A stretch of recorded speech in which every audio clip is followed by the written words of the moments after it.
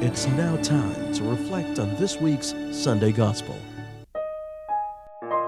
Good morning. I'm Father Ricky Montañez of the Augustinians of the Assumption, guest priest of Christ the King Parish, Green Meadows.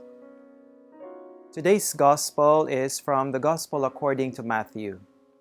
A young priest once asked an older religious who is his spiritual director about his going for further studies.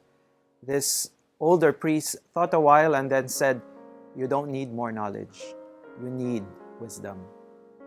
The readings this Sunday, the book of Sirach and St. Paul's first letter to the Corinthians, speak about this wisdom as coming from living the Spirit of Jesus in our relationships.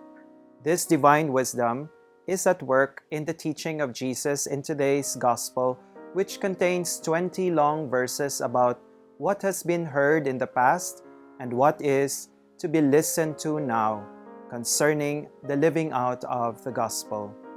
Jesus begins his teaching in the Gospel passage this Sunday by saying that he did not come to abolish the law and the prophets, but rather to fulfill them. What we are actually finding Jesus doing is applying a proper spirit and disposition to what had become too legalistic. Jesus forms the heart as well as the mind, bringing the two together in living out the commandments. And thus, it is not simply about doing this or not doing that.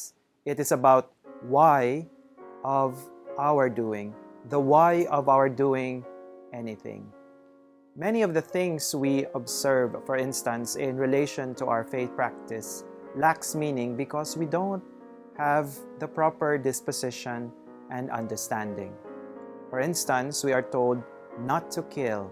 The spirit of the law extends this sacredness of life to all forms of human life and ways of relating. For instance, we have expressions like, "If looks can kill." Our words too are capable of killing, hurting others. When we are encouraged not to lust, which means to treat someone as a sexual object, we are asked to reverence the human body as the temple of the Holy Spirit and to value the sacredness of life and love. That is the focus here. When we are told not to make false promises, it is out of respect for ourselves and others. Remember, no one respects a person who is dishonest. Ultimately, the wisdom of Jesus is not something that any book can teach us, but can only come to us through the Spirit of Jesus that has been poured in our hearts. Thank you for listening once again. On behalf of Family Rosary Crusade Philippines, we invite you to pray as a family, because the family that prays together stays together.